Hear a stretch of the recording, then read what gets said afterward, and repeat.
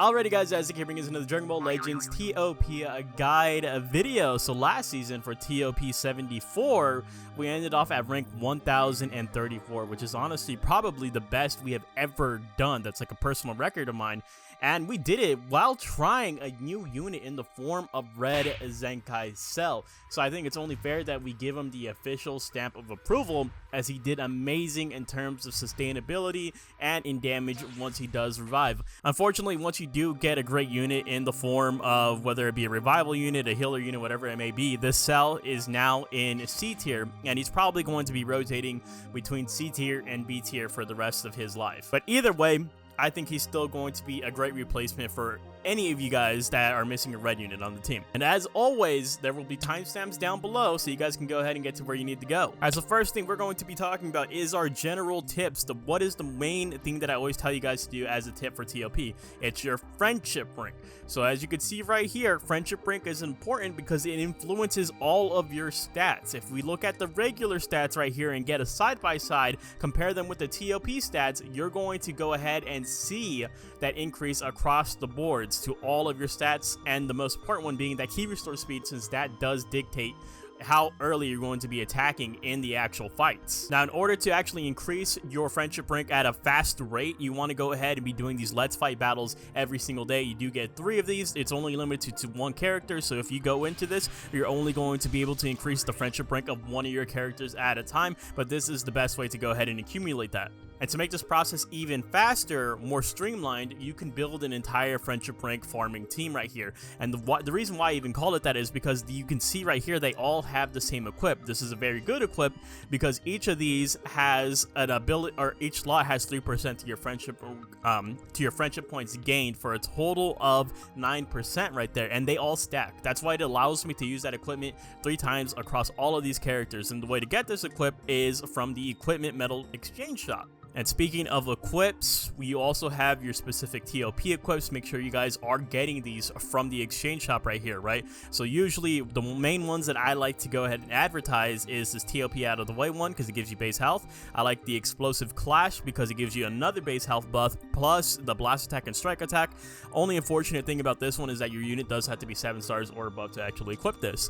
And then you're going to want to get one of these 4 gold equips up here because they all get delegated depending on your typing, right? So this one's for defense type, you're going to see one for support type, for melee type, and for blast type. And then these other silver equips down here, I would consider them fillers. If you can't use, like, say, the explosive clash, you're going to want to go ahead and get one of these guys. Now, the last thing that you can do to actually increase the durability of your units in ToP is to arts boost them, specifically the special boost, because once you go ahead and boost all this, you're going to be getting a buff to your strike defense and your blast defense. This is the last resort though, because the materials that you need to actually arts boost are very scarce. So you want to go ahead and delegate these mostly to your PvP teams first, PvP units, rather than going for your ToP units first. So next thing we will talk about is our actual pathing right here. So we're gonna, again, first half of the board is going to be a little bit more of an easier path right there, and then towards the end of the board, we're going to make it a little bit more difficult. And as always, the circled red fights are going to be the most important fights. ToP does reward you based on your win streak bonus. For a total of 25 fights in the board, you will get a 25 win streak bonus, and that is a huge bonus at the end right there, so you don't want to break that. You want to try your best not to die, to lose the stage, and you want to try your best to not land on a green tile, and absolutely never land on the yellow tiles, because the yellow tiles don't even fully heal you. They're more so there for you to switch up your units and to switch your equips, and that stuff should all be decided before you start on your path. So again, focus on those red tiles. If you guys want to deviate off of the blue pathing, that's more than okay with me. Alright, so now let's move on to our pathing guidance right here, right? So the first fight that we're going to be talking about is the pseudo god, or battle of the god stage right here. Not really too much of an issue. The main thing you have to be worried about is killing that Beerus, because he will stun you at the start of turn 2, but that's pretty much it. From there, it's smooth sailing. Next, we do have this Legends Road stage. So the only unit I'm going to point out here is this damn Blue Trunks. He can and he will super attack you if you kill a Gohan unit before killing him. So make sure you do kill him before you target any of the Gohan units. I'm not sure if the Great Saiyaman unit counts as a Gohan unit to activate that passive skill that he has, but I would probably just make sure to kill him just in case. Next, we do have this Namek Saga stage, so I'm going to be straight up with you. I still think the tag unit takes priority right here, which is going to be the Krillin and Gohan tag unit. Then after that, I would go for the Legends Limited Goku, and then the Legends Limited Frieza. Next, we have this Pikkon stage, is what we're going to call it. So the red Pikkon, he will super you at the start of turn 3. You want to go ahead and get him before he does that, right? And then the yellow Pikkon, he will stun one of your units if they are both tag powerful opponents and sagas from the movies. So maybe try to avoid doing that. That Metal Cooler is a great example of a unit that will get stunned by him. So for this Ginyu 4 stage, this one's also not too difficult. The only thing that's annoying about this fight is the double tag units right here. What I would say is target the Jason Birder first, because they do have a Strike Arts cover change. And if they get that cover change off, they're going to inflict your entire team with debuff of 25% to damage received. Next, we have this Frieza Force fight. Go for Nappa first, the blue Nappa, because he will debuff your entire board. So it's going to be wise to get those debuffs out of the way pretty early on. And keep in mind that purple Frieza is going to stun you on this stage. There's nothing you can do about it. He does it at the start of the first turn. Next, we do have this free-to-play stage. The only unit that's of concern to me is the purple Boo. The super Boo, he is going to be able to stun you. I believe it is at the start of turn 3. You do have a good amount of time before that comes around, so just make sure you kill him before then. Next, we do have this hybrid stage, and there's a ton of green units, so obviously refrain from using a lot of blues. You want to target the Goten first. Goten will super attack you at the start of turn 2, and he has really high key restore speed.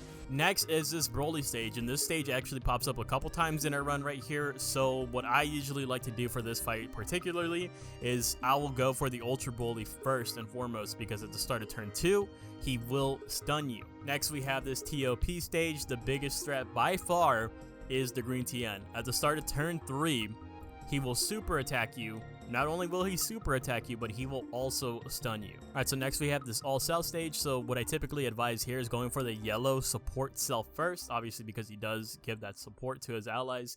And then I like going for the suicide cell last, because he is going to debuff you with a 10% to damage received after he receives an attack. Next we have this future stage. There's double tag units here, and 2 Gohan units. The reason why I mentioned the 2 Gohan units is because the Legends Row Trunks is here once again. Remember, if a Gohan unit dies, which could be this future Gohan or this tag future Gohan Trunks, then this blue Trunks will super you. So that's already 2 guaranteed supers that he potentially could get. Make sure to kill that Legends Row Trunks. And then for the last fight, we're going against this monstrosity. So be very careful here. The biggest threat is definitely going to be the Ultra Rose, because he has really high key restore speed and he super attacks on turn 1. And so he's probably going to be the first one attacking with that super. Alright, so the first team we are going to be talking about is girls. So we do have the rank 3 player right here on the right hand side. This team is going to be a hard team to run right here, but they have really good synergy. You always see these girls teams coming in every other season or so as the top dog, right? If you look at the leaderboard, it's full of just various girls team, but a lot of them revolving around this blue Kale. This blue Kale is amazing. She's able to buff your allies right here, but more importantly, at the end of turn, for 2 times, she restores health by 2% in that range right there. So if we click on her, you can see she's healing herself, plus that top row right there. And I do have a couple of replacements on here. I do like this purple Maya's replacement for the 1000-day Bulma, because she's still buffing all of your allies right there. And then we also have this yellow 18 up here instead of that rosy. This yellow 18 is also a healer, so you're going to be able to have a little bit more tankiness to it a little bit, right? And then this red 18, she's pretty good because she has debuffs right here and another healer, right? So you don't have to run all 3 healers, but you do want to make sure you have at least the one, which is going to be in the form of the blue Kale at the very least, right? I do like this Kale a lot. I think she's pretty underrated. Or not even underrated. I think she's perfectly rated. A lot of people have found value with her, but she has a Strike Arts cover change, and it's not gated by health. Doesn't matter what health your unit is at, she's going to be able to come in and cover change to the left or to the right of her. So if she's in this position right here that you see her in, she's specifically going to be cover changing for that blue Kale. Also, I do have Urine right here on backup instead of the green Kakunza, purely because of the fact that this Urine is amazing. She has really good damage, and she also has debuffs, right? So that's going to help you out a lot. Majority of this team is Z and S tier. So you're going to see a lot of points. That's why you see this team consistently dominating the high ranks. And I actually do have two versions of this team to show you right here. This is the rank 1 player rocking no heals. And so this one's a little bit worrisome to me, because when you're rocking no heals, like, you have to play extremely conservatively. Like, you have to play like a game of chess, and you have to kind of just, I feel like you have to be very meticulous with every fight. So do use this particular squad at your own risk. The next thing we're going to be talking about is Universal Survival Saga. So what happens when Girls is like the top dog for the current ToP season, and usually those units trickle down into Universal Survival Saga. Like, you're going to see a lot of familiar units right here that we just talked about, is this blue Kale right here that's going to be your healer. You also have this ToP 18 who's going to be a secondary healer, right, as a replacement unit if you don't want to use that yellow Rebriand that you guys do see it right here on the right hand side from the rank 31 player. And of course, I do have this Kale up here because she still counts. I think she's better than that Red Rosie, especially because of that cover change. And one of the big differences here is that the fact that you can have access to this yellow Topo and to the green Dispo, and those two have amazing synergy with each other. The reason being is that this yellow Topo really caters to Rival Universe, and he buffs the crit rate for Rival Universe. And then when you take a look at the Dispo's kit, he's actually getting a lot of stuff for critical rate and for critical damage right here. Plus, he gets 100 to his key recovery, so he attacks pretty early on. Given that his key restore speed is 2,633, he's getting that 100. That's 2,733, and that's at Friendship rank 1. So that's a very good pairing right there. And the reason why I personally would rate Universal Survival Saga over the girls team is because you have a lot more options to play around with this. If we go into C tier, and I always tell you guys, don't be afraid of C tier, is you can pick up some of these really strong units. That way, that will just carry you and like overall enhance your sustainability for the entire ToP season. Like, for example, right off rip, I would swap out one of these purples for the Go Frieza on my backup, right? Because that Go Frieza is made. Tag units are amazing for the ToP game mode. The next thing we're going to be talking about is hybrids, and I do have more than one team to show you guys for this specific tag right here. This is the first team I'm going to show you. So this guy is rank 99, and I do have his team copied verbatim just because of the fact that I want you guys to look at his C tier units. He has 4 C tier units on here, and he's rank 99. 4 C tier units. You know how much of a boost that C tier units are giving you? 0%. C tier is giving you no percent right here. He's getting all of his points, or his bonus points, from his 3 Z tier units right here, and then he has 1 S tier unit in the form of that blue Super Saiyan 2 EX Gohan.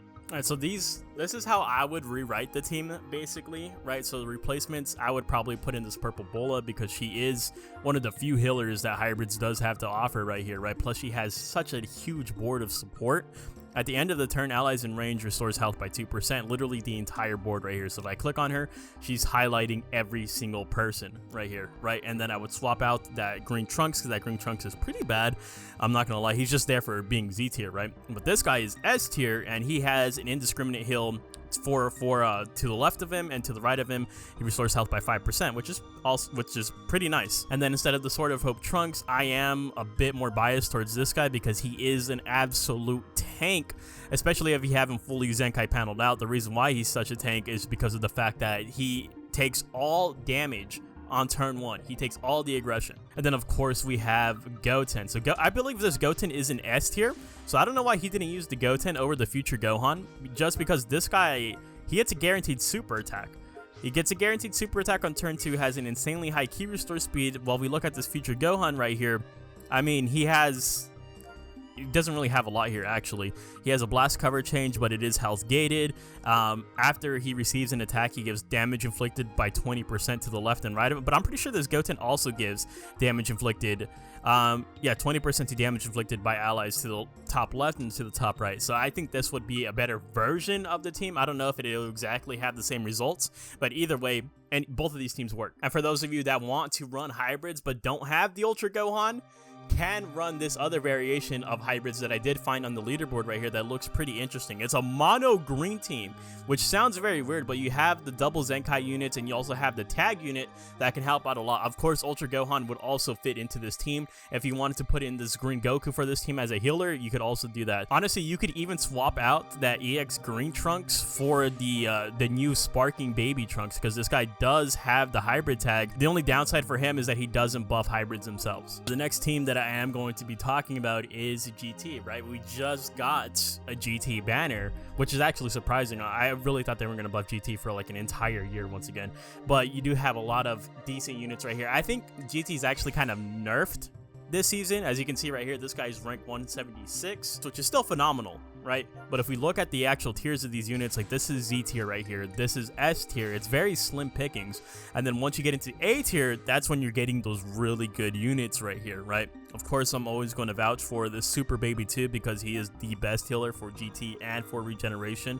That's why he's perma C tier right here. I do like this Goku a lot because he gets a super attack very often because he gets 50% to special move gauge at the start of the first turn, so he's super attacking every other fight. And what you can do here is you can use the brand new units if you do have them. That's why I do have like an empty slot on my squad right here. You could use this Parasite Trunks, right? He actually looks pretty solid. He has tons and tons of debuffs going on for him right here. And if you do have that LF Super Baby 2, this is probably going to be the only season when they are in A tier. And from what I've noticed, I don't know if this is true every single banner, but from what I've noticed, every single time new units come out, they initially get delegated to that A tier. And of course, if you do need more firepower, do not be afraid of dipping into that C tier right here. You have so much powerful units like this Super 17, the Tag Super Saiyan 4s, and this Bola is an amazing support unit, right?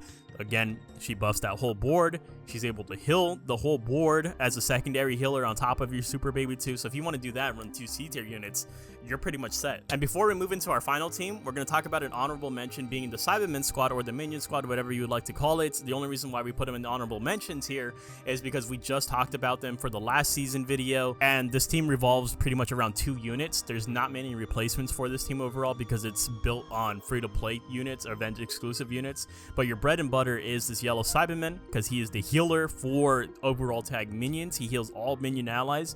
And then this blue Cyberman right here because at the start of each turn he gets 30% to special move gauge, so he's getting 90% per fight. He's going to be super attacking very frequently. And so for the last team we will be talking about is regeneration. So we actually did find someone in the leaderboard with the regeneration team right here, and he seems to be rocking heavy greens here, which is what we're also going to be doing. So he does have the Super Baby 2 heals, he does have the Fat Boo heals, so he's also rocking the green 21 right here that is in B tier. I think the most notable thing about her is that she does have a solar flare. At the start of the second turn, you inflict enemy with can attack, 30% to own special move gauge. I think she would actually be pretty solid. What is she Zenkai buff? Zenkai green and android. That's the only downfall about her. But out of his whole team, I'm not gonna lie to you guys, the others kind of suck. Like this guy is pretty bad. This purple Boo is, we've actually used this guy. I think he's terrible. I think he's absolutely awful. Nail's not bad, but he is pretty squishy. He just has a really good Z ability. This Zamasu's pretty basic, nothing too special about him. And then he does have the S tier yellow Piccolo, so you can already tell that his team is based around heals because this guy's a healer. He has 3 healers total: Super Baby 2, Fat Boo, and this guy. He's pretty much just tanking his way through the season, is from what I can tell at least. And so now as for our team, let's go ahead and go through it by tier. In Z tier, we are picking up this yellow metal cooler. He is pretty solid. He's done well for us. And for being Z tier nearly every season since his release, he's become very valuable. Now in S tier, there's some good units here. We are going to only be picking up one of them, which is going to be this purple Cell, because he does have those full board debuffs, which I am pretty fond of. There are other good units here though. You do have this Piccolo, which I have heard is really good for this game mode. I need to Z power this guy up, and then maybe we'll test him out for one season as well. Now in A tier, this is where most of our units are going to actually come from. We're going to be using the yellow Cell, we're going to be using the Zenkai Piccolo, and we're going to be using the red Buhan, which are pretty much, we've used those units before. Actually, I don't know if we've used this yellow Cell before, but he does have some pretty good support, and he's able to heal himself by 1%. He also inflicts all enemies that attribute downgrade to their key recovery. But we are going to be testing out, almost showcasing the new baby Trunks right here. He has a ton of debuffs, and we'll actually go into him a little bit more in the new characters section, but hopefully he does well for us. Then in B tier, we do have Boo Tanks. That's our guaranteed super attacks right there. And then in C tier, we have our beloved Super Baby 2, who is going to be giving us a ton of healing throughout our run. If you guys need any replacements for this team, let me know in the comment section down below and we can figure something out. Alright, so for the final segment of the video, we're going to be taking a look at the new characters, starting with Super Baby 2. Let's display these maximum stats. First thing I'm looking at right here is key restore speed. That's actually pretty good. Basically, if we round that up at 2,500 at Friendship Rank 1, that's solid. You do have the blue card and the ultimate. First ability, 95% to own damage inflicted, 25% to damage reduction, inflicts all enemies with attribute downgrade plus 10% to damage received for 2 turns. So starting off very strong right there. That debuff is powerful. And at the start of the turn, per enemy tag Saiyan allies, 2% to damage inflicted, 2% to key recovery. There's a lot of Saiyan enemies, Saiyan units in the game. That's also pretty solid. According to battle turn itself, first turn 15% to damage inflicted, second turn 15% to damage inflicted, and 15% to special move gauge charge rate. Third turn, you restore health by 3% and 30% to special move gauge. Okay, he's looking really good. Before receiving a strike arts attack, he mitigates it. That's his green card effect. After activating that green card, you restore own health by 2%, cancel your own downgrades and abnormal conditions, and you inflict all enemies with attribute downgrade minus 15% to key recovery. On special move or ultimate arts action, 15% to own damage inflicted, and cancel enemy attribute upgrades and buff effects. Okay, so he's really, I would say he's on the higher tier of solid units. Like, he's like 1 or 2 abilities away from being broken right here. I think he's good. And so next we're going to be doing the parasitism trunks ToP stats. Let's look at these. The Q restore speed's also pretty good on him, 2,452 at Friendship Rank 2. We are going to be building up his Friendship Rank since we will be using him. Has the ultimate, weirdly enough, right? A blue card and an ultimate. So his first ability, 70% to damage inflicted, 15% to blast damage specific. That's gonna already, I'm liking this unit just because he's a range type. We're biased towards range type units. He has 20% to damage reduction at the start of the first turn, 20% to damage inflicted for 2 turns, cannot be cancelled, 20% to key recovery. 20%, I expect him to be attacking in the first 2 or 3 slots of my team if he's going to have 20% to key recovery. On Blast Arts attack, 2% to special move gauge, so he's going to be getting a total of 8% per fight if they all go to turn 4. Second ability, he does have the Strike Arts cover change, but it is health gated, unfortunately. At the start of the turn, if there is an enemy tag Saiyan or Hybrid Saiyan remaining, you straight up get 10% to special move gauge. You inflict all enemies with attribute downgrade minus 10% to damage inflicted, inflict all enemies with attribute downgrade plus 10% to damage received, and inflict them all with minus 10% to key. This is already amazing. This whole section right here, all these debuffs, is amazing. I think it's going to work out perfectly. And on strike or blast arts attack, you inflict them with 5% to damage received for 2 turns and inflict attribute downgrade plus 5% to blast damage received for 2 turns. I think he's going to fit perfectly on regeneration. I'm not going to lie to you guys. And I'm afraid this guy is going to be immediately demoted to C tier after this season. The last unit we will be taking a look at is the newly Zenkai'd Golden Frieza right here. Let's take a look at those ToP stats at maximum stats right here as well. I'm actually surprised we haven't had an LOE meta for ToP in a while just because of that Golden Frieza dropping for USS. That guy is absolutely insane, right? That, if you guys remember correctly, that guy has a blue card and then he has an ultimate. So he has those 2 big attacks right in the first fight or any fight that he enters. It's crazy. So key restore speed, 2,324. It's more so on the mediocre side, I'm not going to lie. Has a blue card and the ultimate. His first ability is a buff against Saiyans, which is good. I'm not complaining about that at all. There's a lot of Saiyan units. At the start of the turn, 10% to damage inflicted by allies in turn 1, 20 to key recovery of allies in range, 30% to damage inflicted. At the start of the first turn, you immediately green card, 50% damage inflicted, cannot be cancelled 2 turns, plus 90 to key recovery for 2 turns, and you nullify attribute downgrades 2 times. At the start of the battle, 15% to special move damage inflicted, 15% to ultimate damage inflicted, and at the start of the battle, if there's a tag Saiyan remaining, you get 20% to special move damage inflicted, 20% to ultimate damage inflicted, and on ultimate arts attack, you inflict can't attack for 1 turn. I don't think that's a good ability. If I'm being straight up with you guys, inflicting can't attack on an ultimate arts, like, most of the time, ideally, you're going to be wanting to just get the kill off of that ultimate arts. I think it's a little bit irrelevant. I think this guy's alright. I don't think he's anything special right here, but just having a Zenkai unit with Zenkai stats, I guess, is helpful. All right, so that's going to go ahead and wrap it up for this season's guide video. If you guys have any questions or comments, concerns related to ToP, whether it be replacements or whatever it is, definitely feel free to let me know in the comment section down below. And if you guys do enjoy the content, make sure you guys leave a like and maybe even consider hitting that subscribe button. Thank you guys so much for watching, and I'll see you guys in the next one. Later!